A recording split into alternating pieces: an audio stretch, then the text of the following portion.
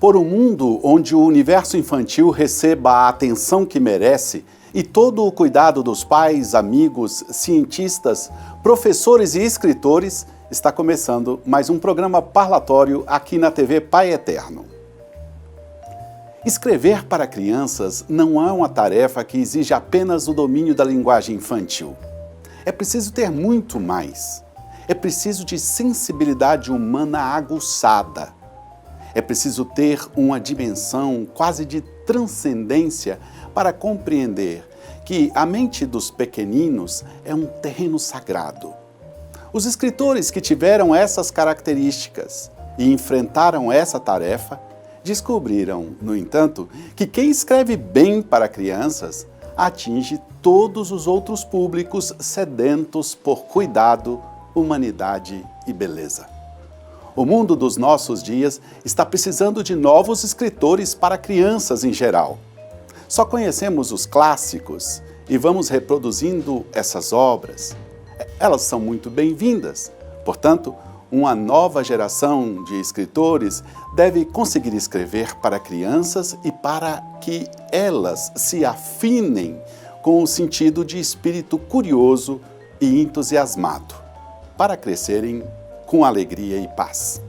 Para conversar conosco sobre essa difícil tarefa de escrever para crianças, convidamos Guilherme Semionato, um jovem escritor do Rio de Janeiro.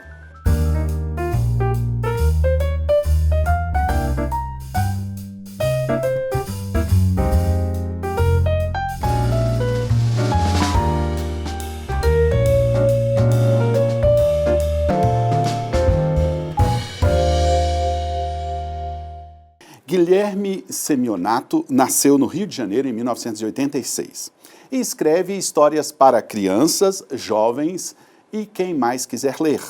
É formado em comunicação social pela Universidade Federal do Rio de Janeiro e tem especialização em literatura infanto-juvenil pela Universidade Federal Fluminense.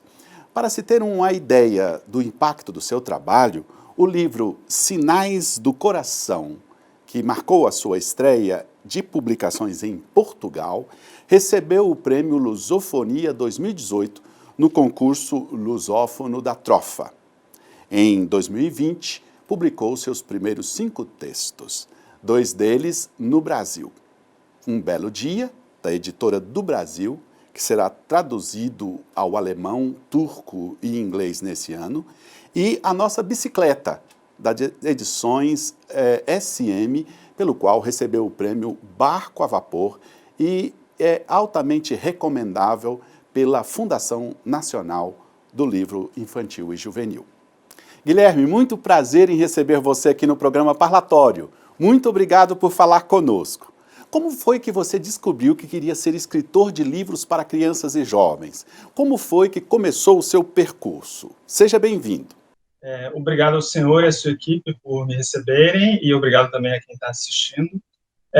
O meu percurso começou, eu diria, efetivamente em janeiro de 2015, quando eu escrevi o meu primeiro livro, que o título dele era Nosso Amigo Sol, e acabou se transformando nesse livro aqui, Um Belo Dia.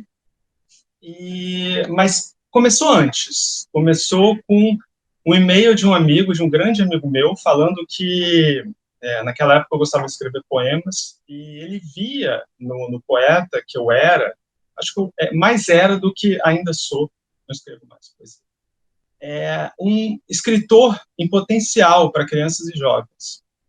Ele via isso, eu fiquei espantado quando ele me falou a respeito disso. Eu acho que eu guardei essa informação muito fundo na minha cabeça. E até pensei, tive algumas ideias para desenvolver, porque, na verdade, ele me falou isso e me fez uma espécie de convite. Escreva um livro para o Prêmio Barco a Vapor, que é o prêmio da Fundação SM. É o maior prêmio para originais de literatura infantil do Brasil. E eu tive 3 ideias, não desenvolvi nenhuma delas, assim, não mandei nada para o concurso de 2013 e nem para o de 2014. Minha vida estava em outro lugar. Eu queria ser roteirista, estava trabalhando para isso. Mas foi em janeiro de 2015 que isso aflorou. E eu escrevi a história de dois amigos que se separam porque o pai de um deles se muda para Moscou, são do Rio, e eu mandei esse livro para o concurso. E eu comecei a escrever essa história no dia 20 de janeiro de 2015. Demorou mais ou menos uma semana, e essa entrevista agora é gravada no dia 20 de janeiro de 2022. Então, hoje eu completo 7 anos escrevendo livros para criança.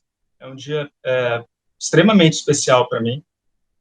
Eu consegui construir esse novo caminho. Eu estava em 2013, 2014, eu estava à procura da minha nova vida. Eu queria continuar levando uma vida de criação, uma vida como artista,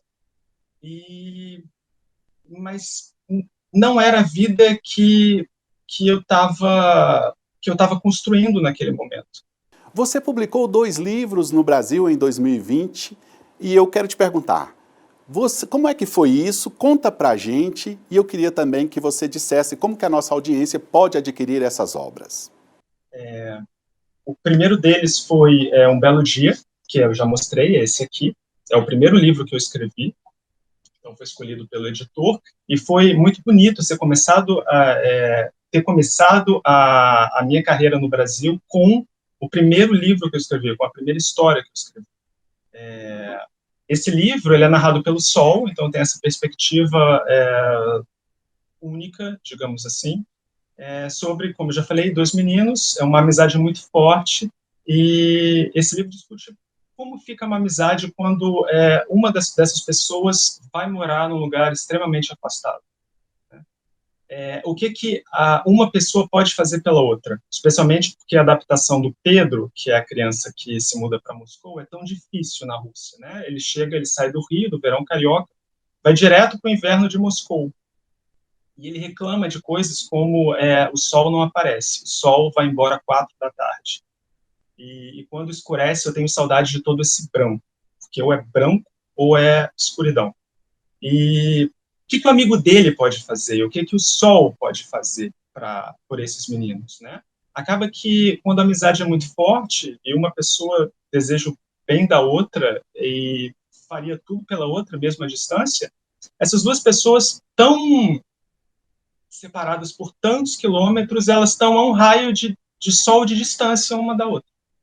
E é um livro que celebra essa amizade, e eu tenho a impressão que o leitor, quando fechar o livro, ele pode ter a sensação de que deu a volta ao mundo. O meu segundo livro se chama Nossa Bicicleta. Eu tive a imensa sorte de vencer o prêmio Barco a Vapor. Esse prêmio é muito importante, porque eu escrevi o livro do Sol, narrado pelo Sol, para o prêmio de 2015. Eu fui finalista em 2016 e 2017, e eu finalmente venci em 2020, e o livro foi publicado pela SM. Esse livro fala sobre um menino chamado Daniel, ele ama desenhar, né? E esse é o primeiro livro dele, então é um livro narrado na primeira pessoa.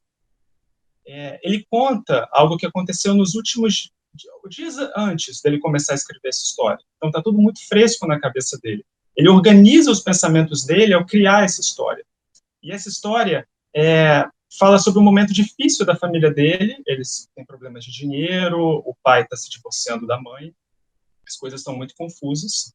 E esse menino toma uma decisão muito impensada em relação a uma bicicleta muito velha que está na garagem. Essa bicicleta não é dele, né, é do pai dele, mas ele toma uma decisão em relação a essa bicicleta e ele acaba se arrependendo e tal. E você tem, ao longo do livro, ele organiza, né, as ideias dele. Ele consegue colocar tudo o que aconteceu nos últimos dias, dar um novo significado para aquilo. E a escrita do livro permite que ele faça isso, né? E quando a história da bicicleta se resolve, o livro parece que vai acabar, mas você ainda tem mais 1/3 de história, porque então começa uma nova história do que significa aquela bicicleta velha para a família dele. Esses dois livros podem ser encontrados nos principais sites, Amazon, Americanas. Como agora é o momento em que as escolas, né, os pais estão comprando livros para começo do ano letivo, talvez seja um pouco difícil de encontrar, estejam disponíveis, mas logo, logo voltam ao estoque. Então, nas principais tem, e eu já agradeço a leitura do livro. Acho que Um Belo Dia, para crianças um pouquinho mais jovens, a partir de 6, 7, e Nossa Bicicleta, a partir de uns 8, talvez. Mas são livros para todas as idades. Um tempo atrás, no tempo em que a minha geração estava na escola básica, nós já conhecíamos literatura infantil estrangeira. Você traduziu Han e o Sapo São Amigos, do norte-americano Arnold Lobel, publicado no Brasil pela editora Companhia das Letrinhas. Você poderia falar dessa obra para que a gente possa compreender um pouco mais o universo infantil? Han e Sapo São Amigos, esses dois aqui, é o primeiro livro do Arnold Lobel publicado no Brasil. Uma editora da companhia, ela me fez novamente uma espécie de convite. Vamos pensar num autor que seja muito interessante, que possa ser muito querido pelas crianças brasileiras. Porque nós já publicamos o Dr. Seuss, nós já publicamos o Shel Silverstein, vamos pensar em outro. E imediatamente eu respondi o e-mail dela, estava na ponta da minha língua o nome, Arnold Lobel. É um autor e ilustrador norte-americano que morreu muito jovem, mas deixou uma produção incrível. E o auge dessa produção, talvez em popularidade, não essa série de livros sobre Han e Sapo. São dois amigos anfíbios, os dois são machos, e eles vivem nesse mundo idílico e pastoral. Então, eles tomam chá, leem histórias à beira da lareira, eles saem para dar longos passeios. E esses dois amigos, eles cuidam, né, um do outro, de todas as formas que um amigo pode cuidar do outro. Então, a amizade entre eles dois lembra muito a amizade de João e Pedro, do livro do Sol, ou entre Daniel e Pedro, de Nossa Bicicleta. O senhor mencionou no início que a literatura infantil pode ser um lugar de beleza, humanidade e cuidado. Eu acho que o cuidado que Han e Sapo têm um pelo outro, os personagens que eu criei também têm um pelo outro, acaba encantando os leitores.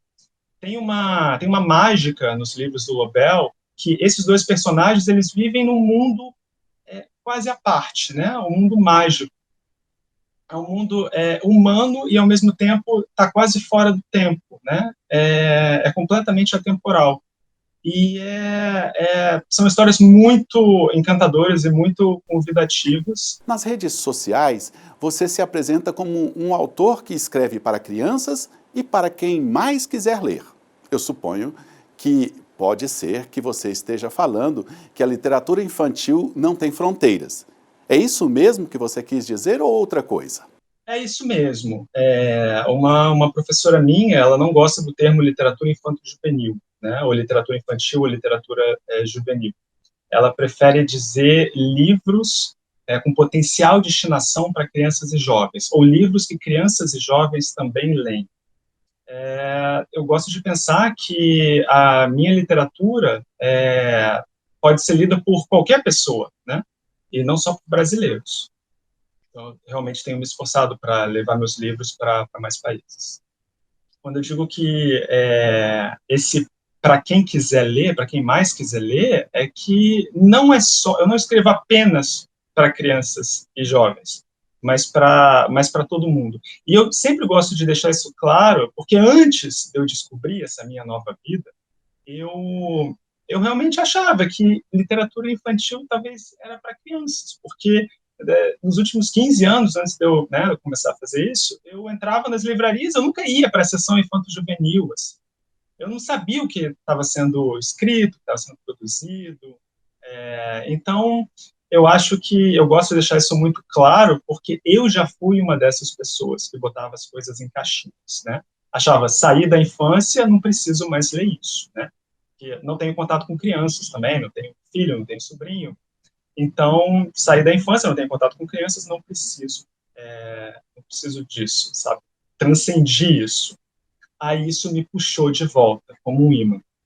Então, é por isso que eu gosto de deixar claro, para quem quiser me ler, para todo mundo.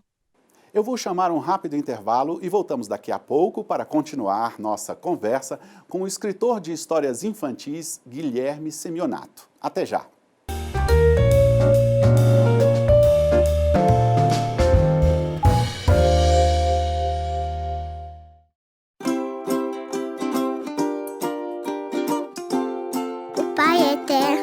todos os seus filhos. Ele quer sempre estar perto da gente. Uma vez, há um tempão atrás, havia um casal muito simples. O seu Constantino e a dona Ana Rosa. Um dia, o seu Constantino saiu para trabalhar perto do Gorgo, Barro Preto. Ele pegou a enxada e quando bateu ela bem forte no chão, percebeu que tinha batido em alguma coisa. Ele pensou que fosse uma pedra, mas não era não. Lembrou o que eu achei, Ana Rosa? Era um medalhão.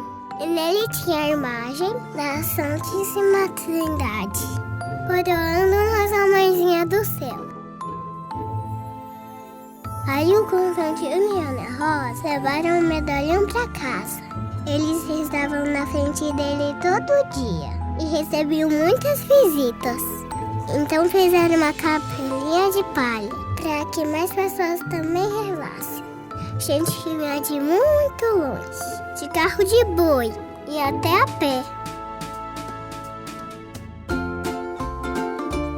Muita gente recebeu a bênção do Papai do Céu. Muitas graças e milagres acontecem até hoje, porque o Pai Eterno nos ama e ama você também. E todos que o recebem, com o coração de uma criança, herdarão seu reino.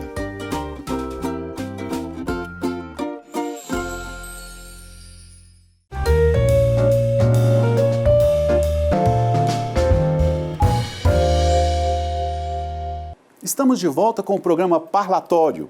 Hoje recebemos o escritor de livros para crianças, Guilherme Semionato.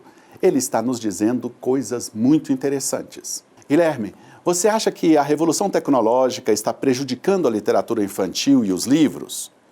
Nesse período parece ser quase impossível convencer uma criança a largar o celular. Fala pra gente sobre a relação da tecnologia com os livros na sua visão. Os livros venceram, eles ainda estão conosco e vão ficar para sempre com a gente. Eu tento não colocar a tecnologia como inimiga do livro. Isso não parece fazer muito sentido, porque a tecnologia não dá para diminuir. Ela tem uma força, ela está presente nas nossas vidas. Então, quando você fala, por exemplo, do que a criança não sai do celular, a gente pode falar que os adultos também não saem do celular. Mas vou dar alguns exemplos de como a tecnologia é tão importante para o meu trabalho. Né? Tem um site chamado Open Library, Biblioteca Aberta, que você consegue alugar de graça livros escaneados. Então, uma forma que eu tenho de ler livros, originalmente escritos ou traduzidos para o inglês ou espanhol, que são línguas que eu leio, e estão lá, livros que eu não consigo comprar, porque estão esgotados, ou só consigo comprar, são caríssimos, por esse motivo. Então eu consigo ler, porque tem um site que reúne milhares, centenas de milhares de livros infantis, diversos outros materiais. Está ali para quem quiser ler. Né? Cito outro exemplo, o PNLD, que é um programa do governo federal que compra livros didáticos, livros de literatura para escolas públicas. O PNLD de 2024, ele trouxe a novidade do livro digital interativo. Agora não é só mais o livro digital, né, que é o livro de literatura, mais o manual do professor e tal. O livro que a editora inscreve nesse programa, você agora tem opção de colocar podcast, audiobooks, audiodescrição, e até algumas ferramentas de games. Então, assim, a tecnologia, ela faz parte da nossa vida. Né? As crianças, na pandemia, continuaram sua educação em videoaulas. Então, como é que a gente, então, fortalece o livro? Que eu acho que disse no começo dessa conversa que o livro venceu. O livro venceu porque ele está aí e vai continuar aí. A gente fortalece o livro, uma criança que vê um adulto no momento de lazer lendo um livro, ela pode se interessar por aquele objeto misterioso. Me parece que você tem grande interesse, além da escrita e da tradução, em recomendar literatura de qualidade feita por outros autores ao público. Por favor, fale um pouco sobre a sua relação com a leitura. Eu acho que eu me considero talvez mais um leitor do que um escritor. Eu acho que eu deixei isso mais ou menos claro, porque eu acho que falei mais da leitura do que da própria escrita durante essa entrevista. Quando eu descobri que eu queria fazer isso, eu sabia que eu precisava ler muito, para saber o que era possível, né? O que era possível. Era um mundo muito, muito fascinante. Eu já estava apaixonado por isso, mas eu queria saber o que eu podia fazer com a literatura infantil, né? Qual é o lugar da minha literatura, projeto de literatura que eu tenho, que eu acho que eu tenho, no mundo. Porque, assim, quando você resolve escrever livros, você tem que escrever livros que importam. E eu acho que o Guilherme que escreve livros é o mesmo que lê livros e que pensa sobre eles, né? Esse processo de escrever livros e de pensar sobre eles, ele renova. Cada vez que eu vou numa biblioteca ou numa livraria, cada livro lido ou escrito, né? Eu acho que o escritor é um pouco mágico. Então, as coisas que eu leio, elas ficam arquivadas um pouco na minha sensibilidade, no meu subconsciente, não sei, e acaba aparecendo depois de um tempo que elas fazem parte de mim, né? Eu não sei exatamente onde acaba o livro que eu estou lendo e onde começa o livro que eu estou escrevendo. É muito bonito, eu acho. Então, eu gosto de dizer que eu leio o livro como se estivesse escrevendo o livro. Faço observações, eu digo, aqui eu faria diferente, coisa assim. E eu também escrevo o livro como se eu estivesse lendo o livro. O processo da escrita, talvez eu não ache tão agradável assim, mas eu adoro, depois que eu terminei o livro, a primeira versão, ler, sabe, saborear cada frase, ver se essa frase funciona ali de verdade, sabe? E então, assim, quando eu leio livros infantis, eu acho que eu me dou tempo e espaço para ler novamente quando eu era criança, né? Para encontrar o caminho de volta, não só o caminho de volta à infância, né? Porque eu escrevo livros infantis não é exatamente para regredir a infância nem nada, mas é um tempo em que o mundo é interessante, em que o mundo é um lugar incrível, em que há coisas que a gente pode descobrir sempre, né? Quando a gente é criança, a gente faz descobertas todos os dias. Tudo é novo para a gente. Gostaria que você falasse mais do seu trabalho. Você também publicou no México e em Portugal. Como foi esse interesse de levar suas histórias para outros países? Bom, eu comecei a escrever em 2015 e foi a partir de 2017 que eu tento editoras, né, principalmente no Brasil. O meu livro português ele foi publicado provavelmente porque eu ganhei um prêmio literário em Portugal, e isso chamou a atenção da minha editora. Eu lembro do dia que ela me telefonou, 14 de dezembro de 2018. Eu tenho essa memória de dia, sempre, para me falar que ia me publicar. Minha primeira publicação por uma editora incrível, né? A Porta Editora deve ser a maior editora de Portugal. Ela consegue levar a literatura infantil que ela publica para as salas de aula. Eu sempre quis isso para os meus livros, eu sempre quis ser lido em sala de aula, né? Porque é o lugar mais democrático para a leitura, para a literatura no Brasil. Né? O grosso dos leitores estão nas salas de aula, não estão na biblioteca, não estão em bibliotecas, não estão em livrarias, né? Estão nas salas de aula. Sempre quis isso. E foi a mesma coisa no México. No México eu enviei um original traduzido ao espanhol, que foi finalista do Barco a Vapor, mandei para eles e eles aceitaram publicar também, e por uma outra editora forte no mercado escolar no México.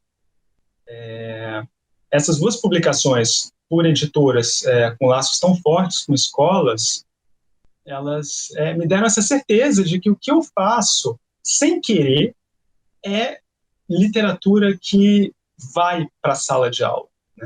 Então, Um Belo Dia é um livro que foi escrito pela Editora do Brasil para fazer parte do PNLD 2023. Né? Então, ele vai chegar a muitas escolas públicas. Nossa Bicicleta deve entrar no programa de 2024, Fundamental 2. e vai fazer esse caminho também.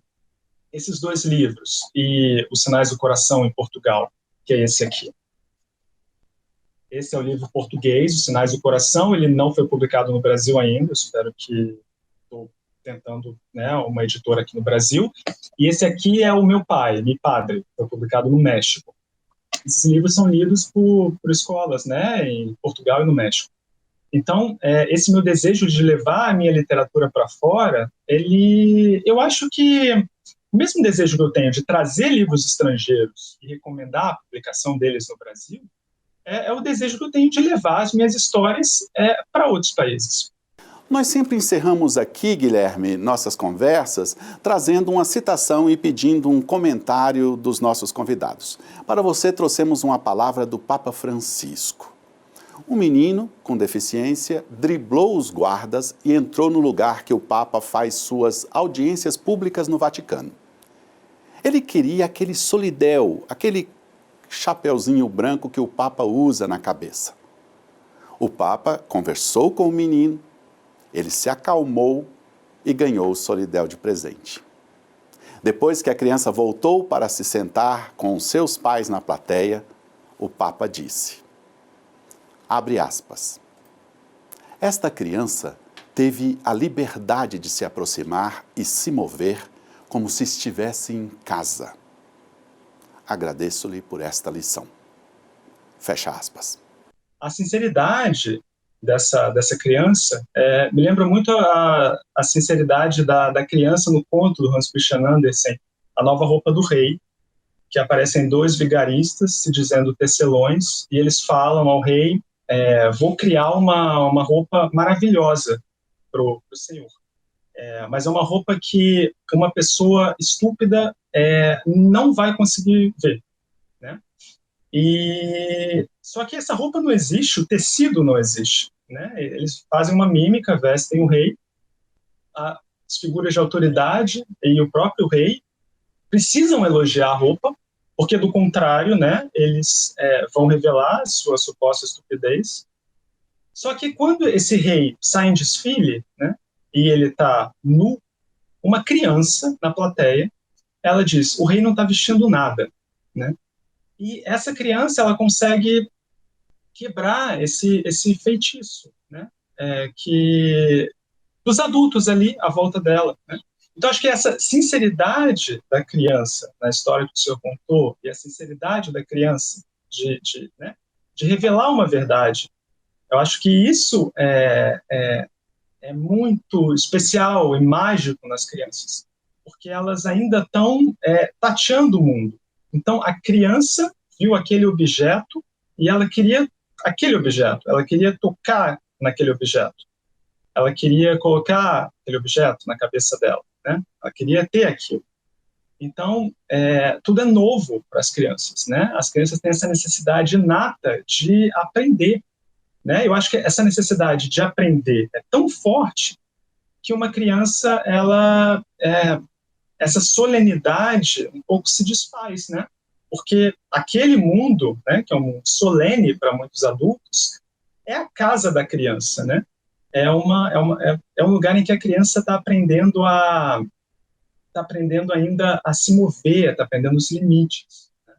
O que ela pode fazer naquele mundo, né? Eu acho que a liberdade dessa criança em fazer isso, né, em dizer, em viver, experimentar a vida, é muito cativante. E isso você encontra na literatura que crianças e jovens leem. Guilherme Simeonato, muitíssimo obrigado pela presença em nosso programa. Agradeço também a você que esteve conosco durante o programa de hoje. Muito obrigado e até a próxima.